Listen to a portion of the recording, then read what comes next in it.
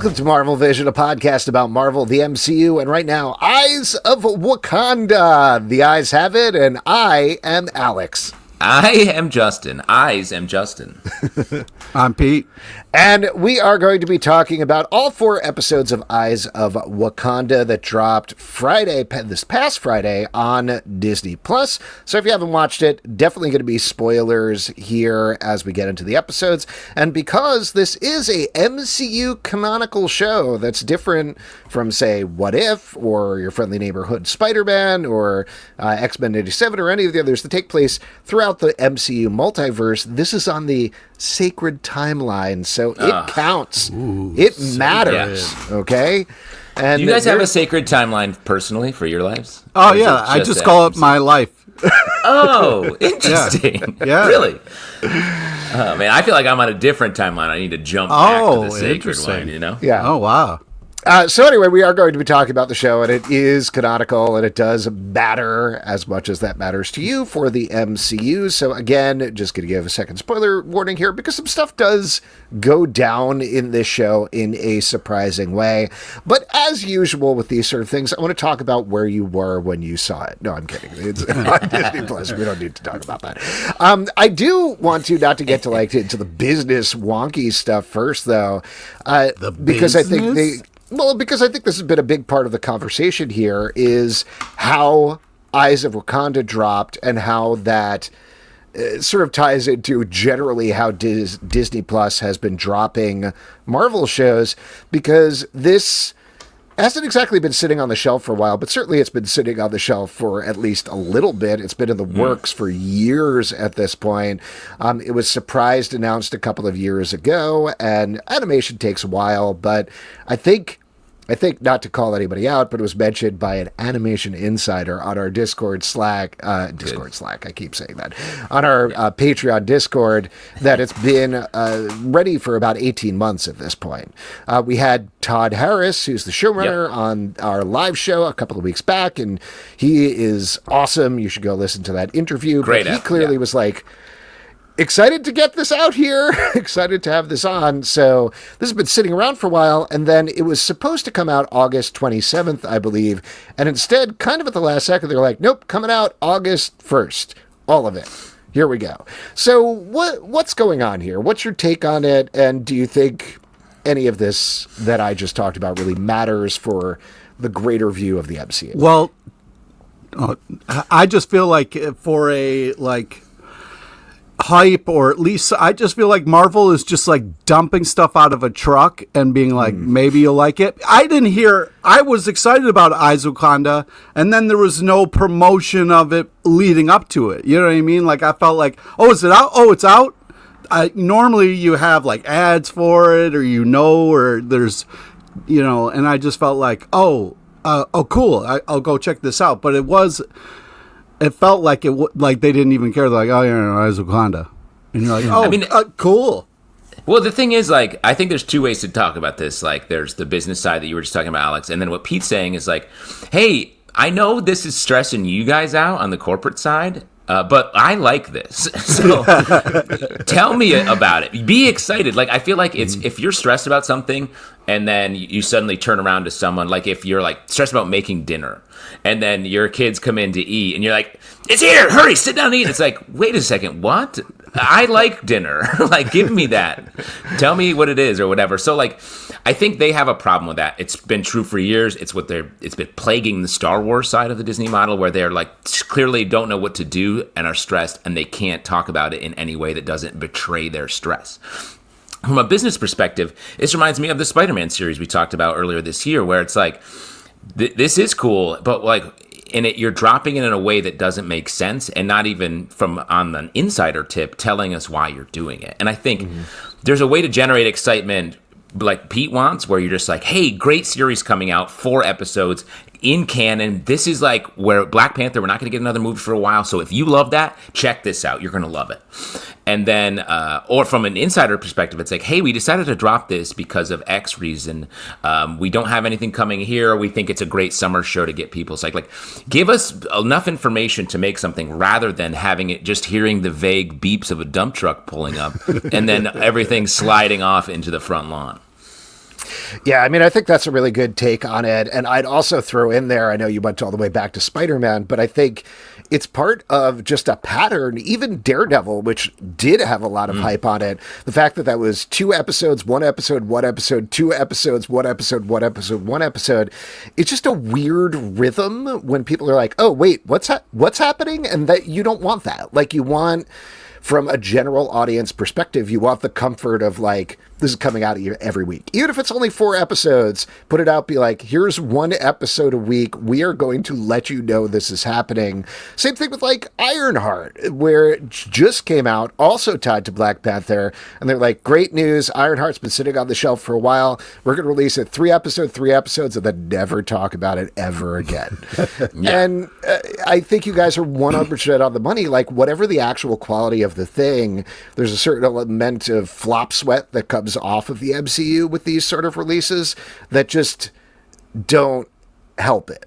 That's all. So that all out of the way, let's talk about the actual show itself. Pete, you're probably the biggest Black Panther and Black Panther adjacent fan here on the podcast. So what was your take? What did you think overall about Eyes of Wakanda?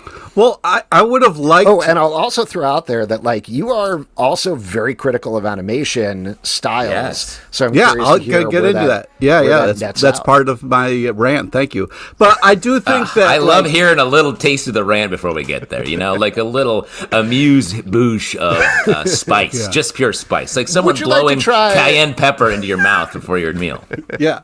But speaking of that, it would have been nice to know that, like, okay, we're going to focus on the war dogs. Like, if in the lead up, I could have had information, because it was like I'm watching it and I'm kind of like, oh man, what's this going to be about? And I'm like, oh, okay, we're just going to focus on the war dogs, which, like, Eyes of Wakanda, war dogs, you know, give me something. So it's like, I was like, what are we doing? Because I think, like, part of the thing for me was I was like so excited about this, but not knowing what parts to be excited about. And then by the time I figured it out, it was almost heartbreaking a little bit, because I was like, oh man, being a spy you're just really lying to people. And then like, holy shit, this is fucking heartbreaking. Yeah, I was like, man, I used to think spies were cool as a kid, but now I'm just like, man, he lied to that lady for years, you know? I mean, oh my God. But anyways, I do think that the animation of it... Just sorry, before you move on, okay, I just have to talk about this for a second.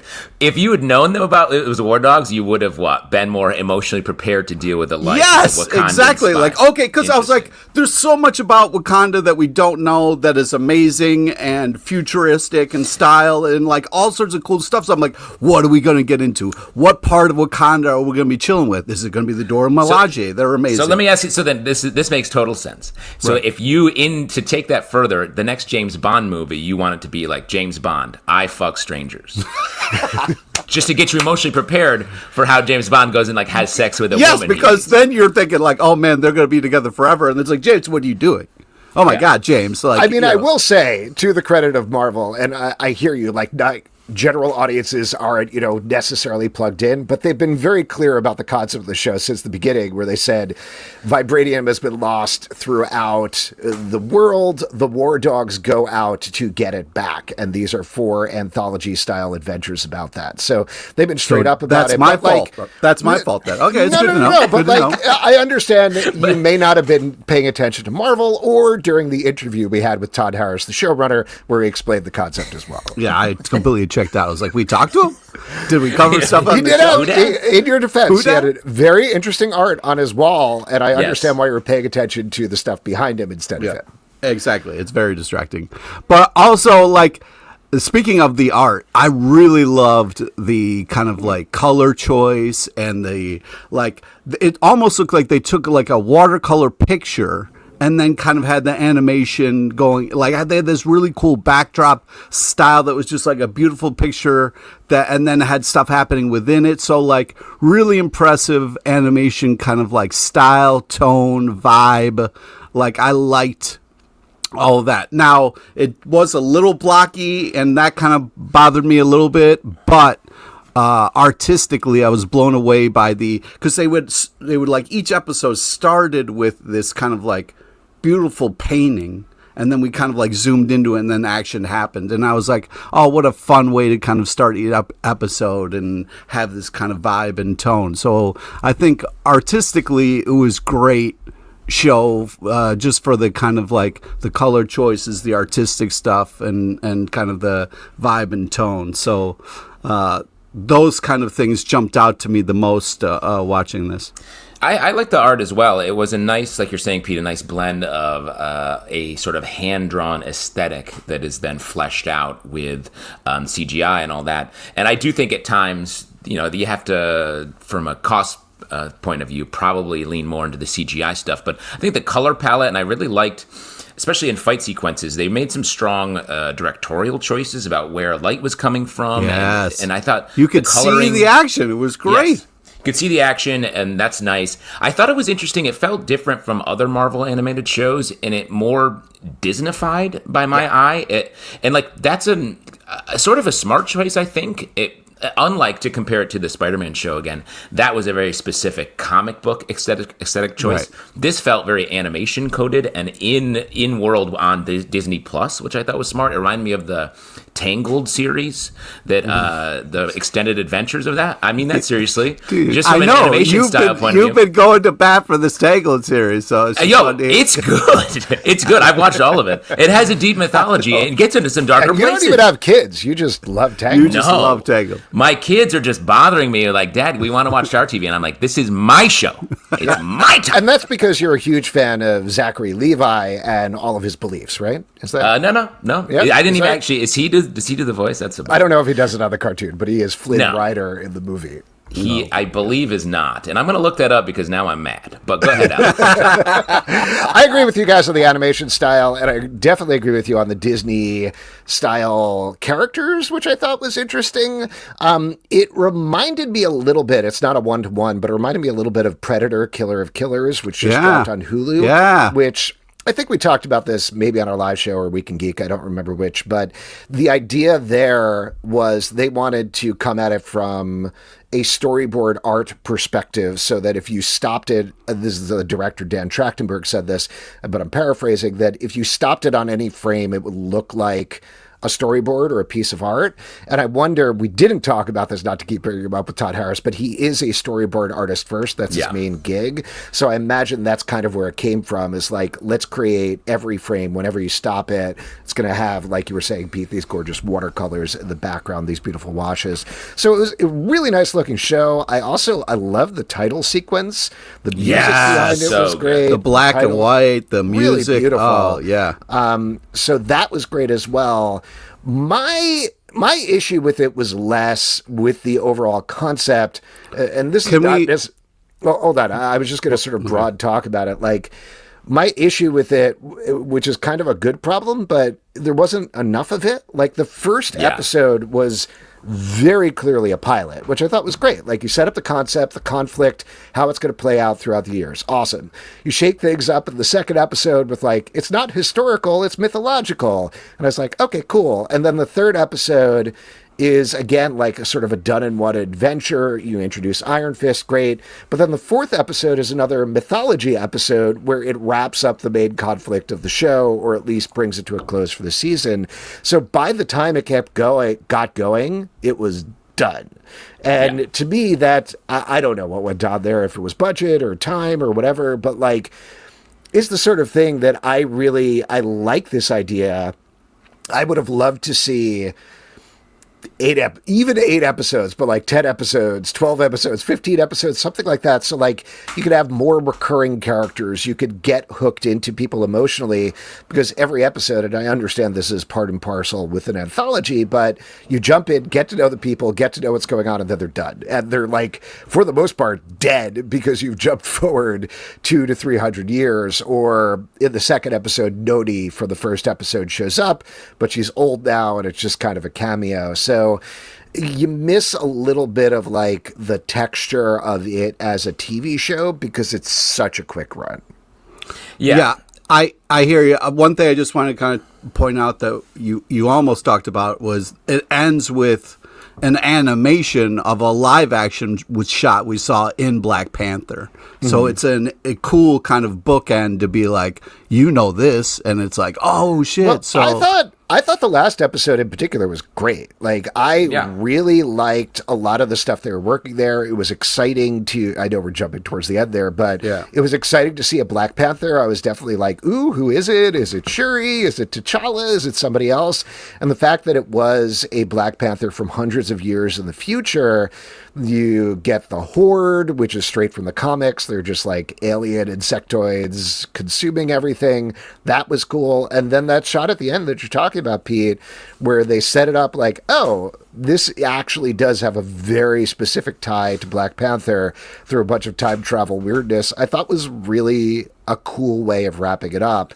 But anyway. No, yeah, because it also talks about that axe. Like, as soon as you see the axe, you're like, oh, crap. And they talk about kind of like taking it apart, and it's like, well, you can't because we know it's in perfect condition to when it gets to the museum. So it's an interesting kind of thing they played with a little bit. But, Justin, go ahead. I didn't mean to cut you off. I was going to say that even beyond that, I think it built out the idea of Wakanda into a much larger thing. Like, these themes we've seen of like hiding from the world and then revealing yourself here, that they paid off really well in the final episode. I thought we really got to be in that philosophy for the first 3 episodes and the sacrifices that people were making for the sake of Wakanda remaining Wakanda. At the same time, we saw all the like unbelievable technology at these different pinpoints in history that they had. Like in the first episode, the falling sand sort of projector thing, I was like, this is so cool. And to have it back in 1260, I thought was really nice. And then the second episode that had the emotionality paid off of Agamemnon or Memnon, is what he's called in this. Yeah, Memnon. Memnon.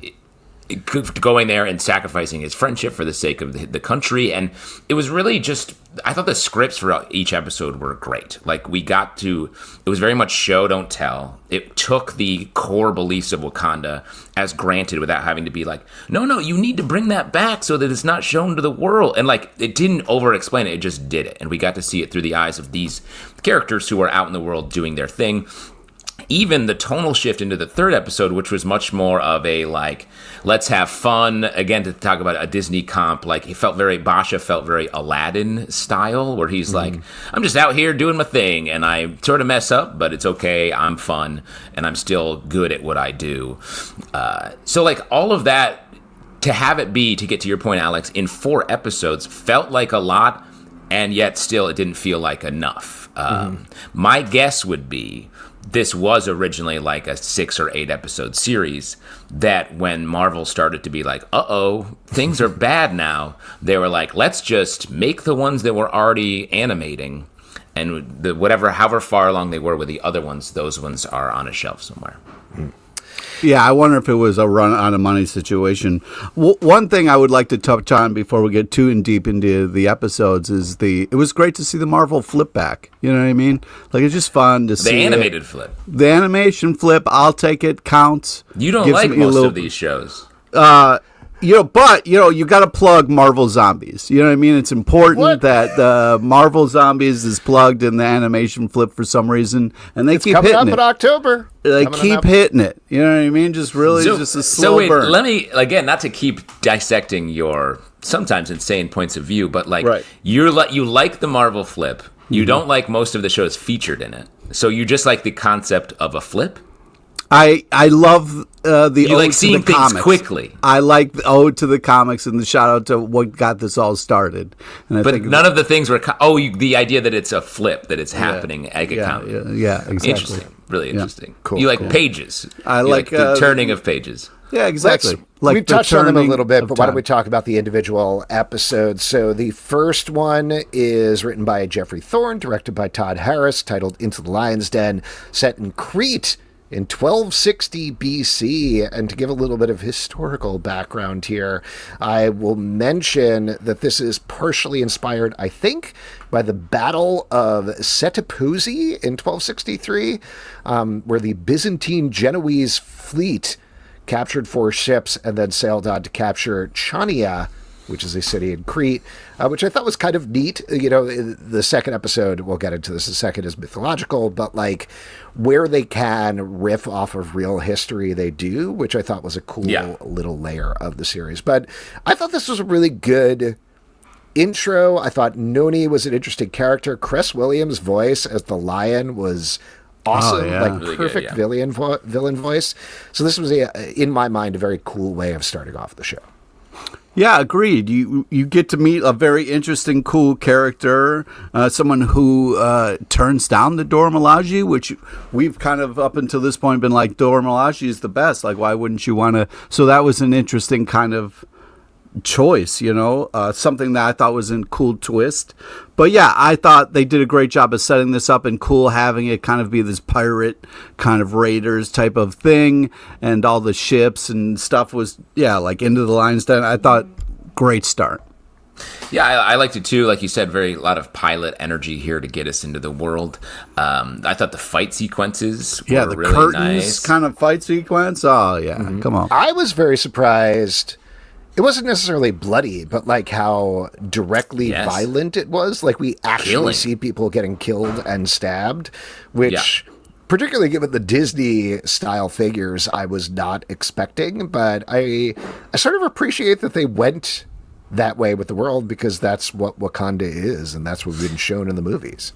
It is crazy to think about Disney Plus. When it first started, it was like, guys, we do really chill stuff for kids on here. So, like, don't go crazy. And now they're like, now we kill when we want in each kids' style shows, which are animated. And now I turn on Disney Plus and I'm like, I was looking up 28 Weeks Later to watch. And I was like, on my TV, and it was like, Disney Plus. And I was like, what the?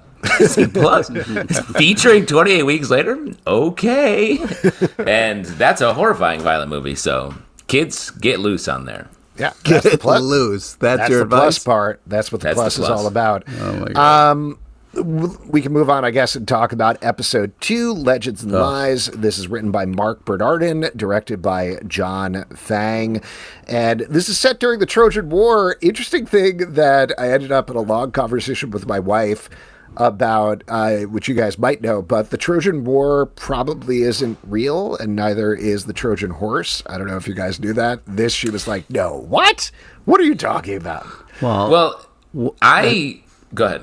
As a kid, I learned it as truth, so it's interesting that got debunked. No, it may or may not be. Apparently, it's a huge debate with historical scholars whether any of that happened. We do know, in fact, that Troy burned down, which is what they're showing towards the end of this episode, but the rest of it, as detailed in the Iliad, probably a mix of some truth, mostly fiction, mostly mythology, all mixed together. And that's something that's just become accepted over time. What were you going to say, Justin? I was going to say, watching this, I was like, this is not real. The idea of they're like, you know what? I got an idea. Let's make a giant horse. They love horses. Mm-hmm. They all definitely think this is a statue for them made out of shoddy wood we found. It's very much like a kid's idea, but a cool story. So I definitely buy that it is not a real thing, but something that has been sort of mythologized out of some perhaps real fight and pillaging of a town or burning or whatever. So a couple of quick things about this. One, big fan of like Greek myths and stuff. So generally, I like these stories. I like these characters. Very fun to see all of them. And I think overall it was a fun and, like you said, ultimately heartbreaking episode. But it threw me a little bit to have this as the second episode in the MCU. Like the first one, like we talked about, based on real historical fact that I did not know until I started looking at it and researching it and trying to figure out what they were basing it on. I kind of wish they had gone with like interesting pockets of history for the second episode versus like, nope, we're jumping straight to myth on top of myth is kind of what it struck me as, because you've got like this mythological comic book story of Wakanda and the Afro-futurism going on there at the same time as you've got the stuff in the Iliad. It was just a little too much for me. Like, if we were going to do that, if we were going to hit myths throughout history and this is how Wakanda caused them, I think that would be neat. But I don't know. There was something that Interesting. threw me a little bit there. So it was the fact that it was in a slightly mythological world, and it wasn't the healing spray he shot on his arm or the other stuff that happened to him. Well, if you're already taking the Wakanda stuff, I'm not immediately thinking about a thing that would make sense. But like throwing Captain America in World War II and being like, oh, now we have Hydra here, and it's this extra thing beyond everything that's going on, while World War II is real and going on in the background, I'm like, yeah, all right, that's fine. It's that classic Too many hat and a stuff. hat. It's too many for you. too many hats. I there's love not a many. second hat. I love You a second do. You're hat on a famously hat. you love I a second. love two hats. It was like a fleece on a fleece is the way I would call it. Oh, nice. Golden. Golden on top, you think, or golden underneath? What are you? Golden, flashy? silver, bronze, just like Oh, real 3 turducken fleeces. of fleeces. If you You're will. really sweating it out no matter what If you're doing. we- Here's the thing. On the opposite side, I love this. This is my favorite episode of the series. okay. I really enjoyed it. I thought this was the most emotional episode by a long shot. I was shocked by the way that it went down. I can't believe he killed Achilles, his buddy. But it was really good. Heartbreaking. It was Upsetting. heartbreaking. Yeah. I can't believe also they came in and they were just like straight up stabbing the Trojan soldiers in the back, the other soldiers. The Trojans were stabbing the other soldiers in the back. I was like, guys, you're not supposed to do that from a good guy point of view. And then, but it really worked. The coins on the eyes at the end. It just felt like such a nice, composed piece.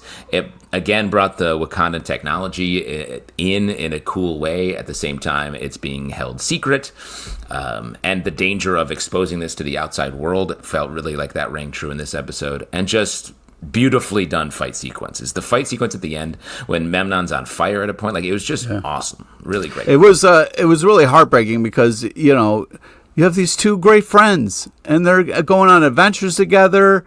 Think they're going to be the best of buds till the end of time, and then I was just like, oh, you got to tell them better than this, man. Not like this. Not like this. It's It's like if I killed you, Pete, because you had a special comic book in your background that I needed to get for my people. Yeah, that would be heartbreaking. That's called foreshadowing, by the way. Two quick things that I wanted to say about the episode. One, before somebody yells at me in the comments, You're never going to make it out alive, Justin, just so you know. because your house is a death trap, Pete. Is that Yes, he's I got don't know Home why. Alone style traps all I around don't the house. know I why. just know it. Pete is living a Home Alone adult lifestyle. I can guarantee there's traps in his house. Yeah, is that why I keep talking to you about the audio on the podcast, and I keep hearing "keep the change, you filthy animal" in the background? Is that what's going on? That's a different bandit being murdered by Pete every day. A dry bandit.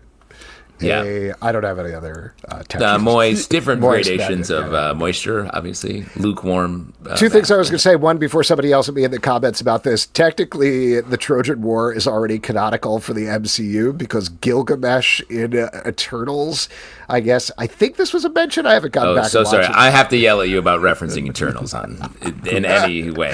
He talks about giving the soldiers who won the Trojan War a combination of beer, wine, and mead that he figured out. I don't know. So that came up in there. A turducken of alcohol. Yes. The other thing that I wanted to mention that I thought was pretty not purposely funny but made me laugh was at the end of the cold open when Memnon and Achilles come over the wall and Achilles is like, we're gonna win this for Greece, and then Memnon is like, I'm going to win this for Wakanda. And I was like, yeah, we know. We know it's for Wakanda.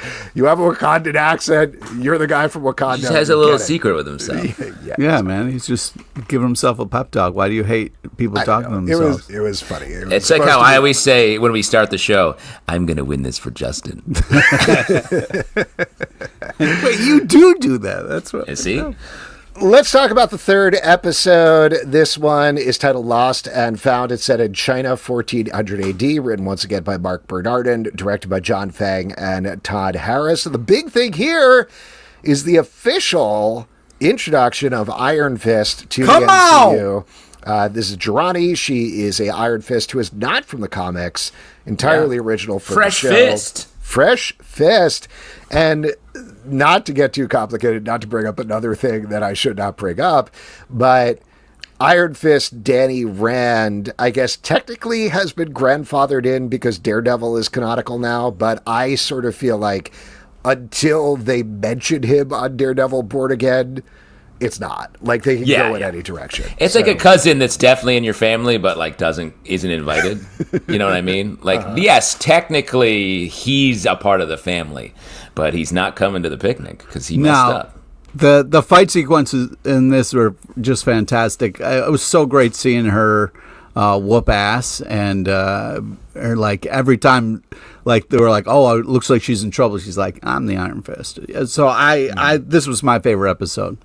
This is a great choice for Iron Fist. Great kind of, this was really some fantastic fight sequences and just awesome. I was very excited. This was like very rewarding as a comic book fan to be like, oh, what a cool, Iron Fist story this is. Add it to the flip, I say. Yes, please. Come on. I love the way they animated the fist itself and the way the power was sort of pulled out here. And I also think just in the series of 4, this was really cool in that it was sort of the first opening of Wakanda, like letting her go, these guys sort of conspiring to cover their tracks here. It gave us a little crack in the door to show where the series and sort of the story of Wakanda and the larger MCU was going to go. I also appreciated, to sort of contrast what I was saying about the This Is for Wakanda reveal in episode 2, where as an audience, we know it's the Iron Fist as comic book fans, so we are ahead of the game when it comes to the character saying it out loud, as well as the folks in Wakanda. But they played it out, I thought, perfectly. Like, it's still every moment, every single reveal hit really nicely. Yeah. Just well done episode. Forgive me if I don't remember this from the Iron Fist television series. Sure. In that story, does he say, "Yes, I defeated a dragon, and that's why my fist is hard"? I don't think he says fist is hard. It's iron. Well, for the first season, I believe he is hard fist.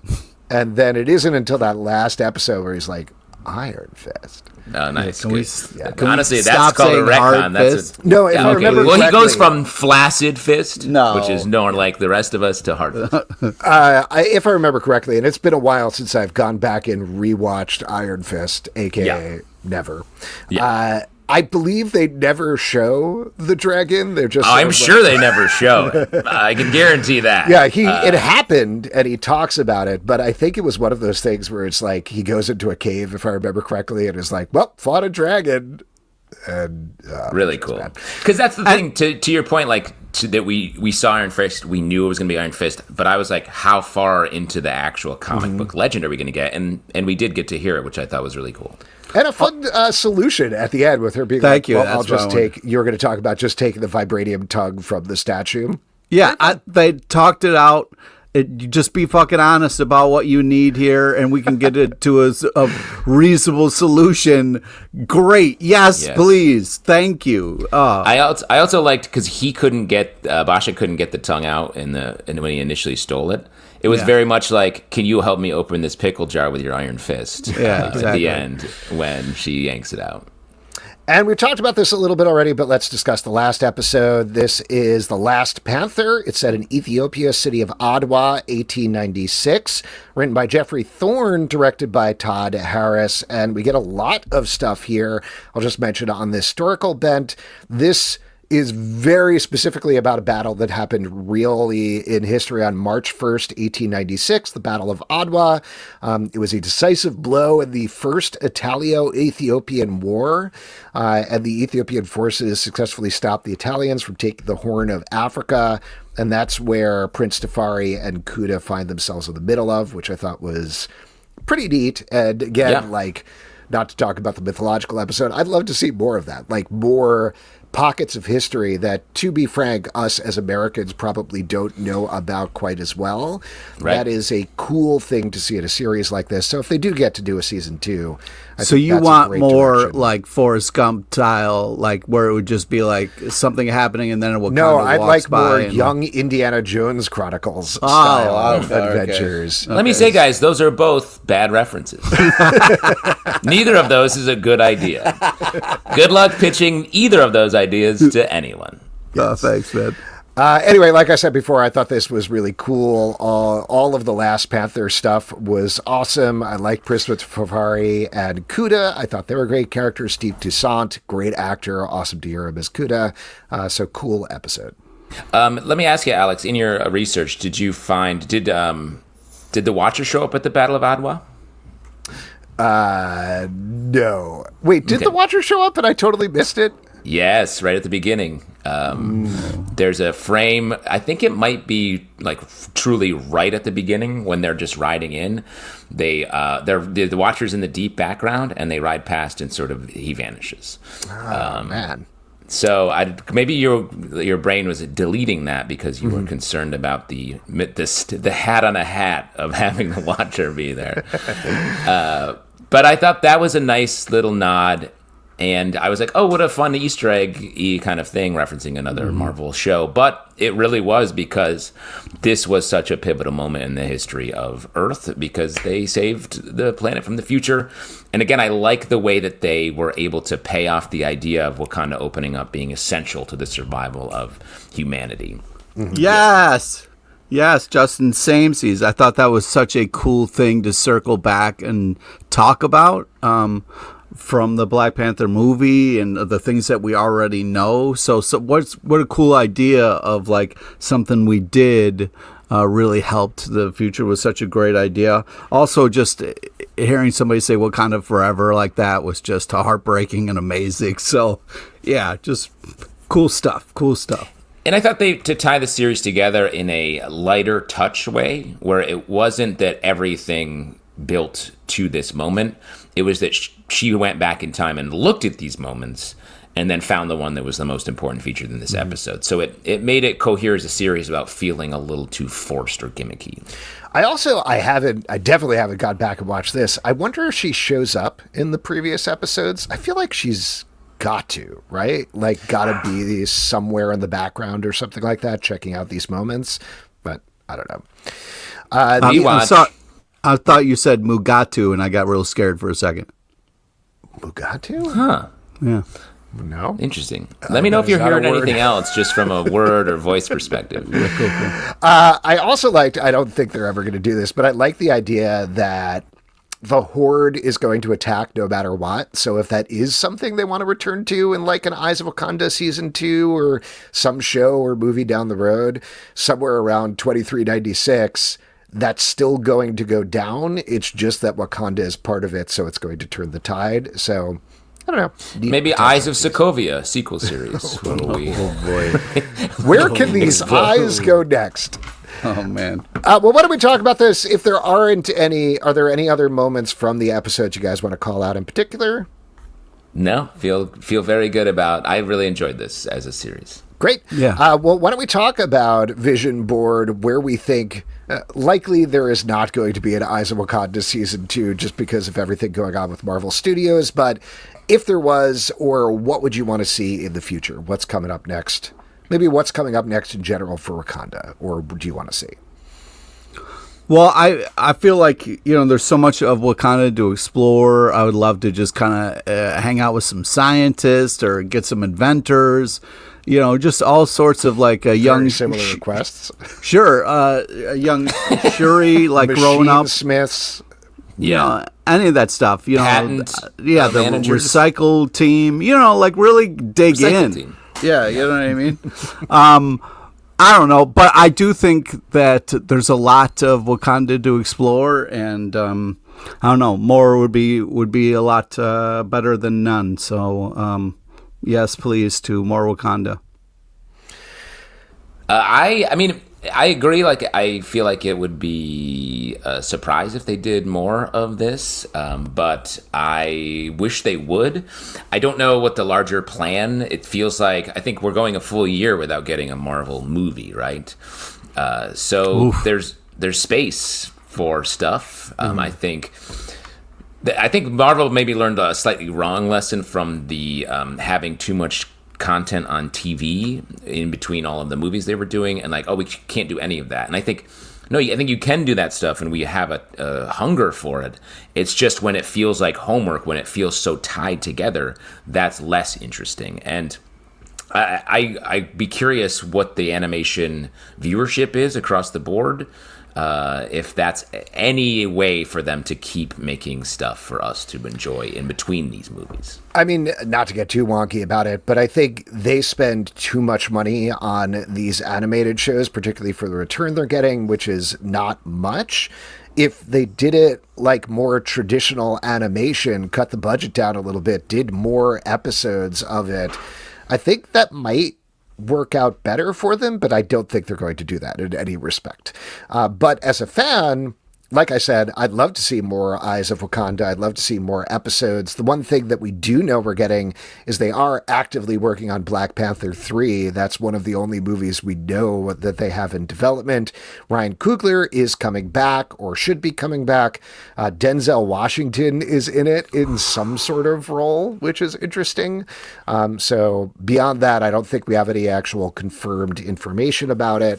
I don't think they'll necessarily work in any of the stuff from Eyes of Wakanda, but like, I do think, dumping it or not, they clearly have shown they know they want to be in the Ryan Coogler business, right? Like, Black Panther 3 is a sure thing.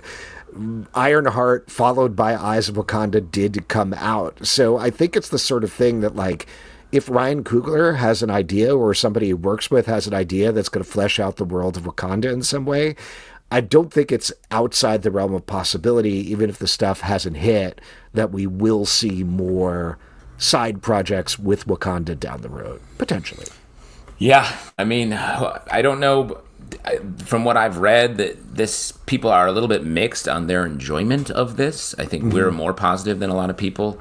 So, like, I don't know if this will be considered a win, but anything more is exciting if this part of the MCU is working, and it seems to be, or at least Ryan Coogler is working just as a person. So the more he will probably make more stuff somewhere, hopefully here.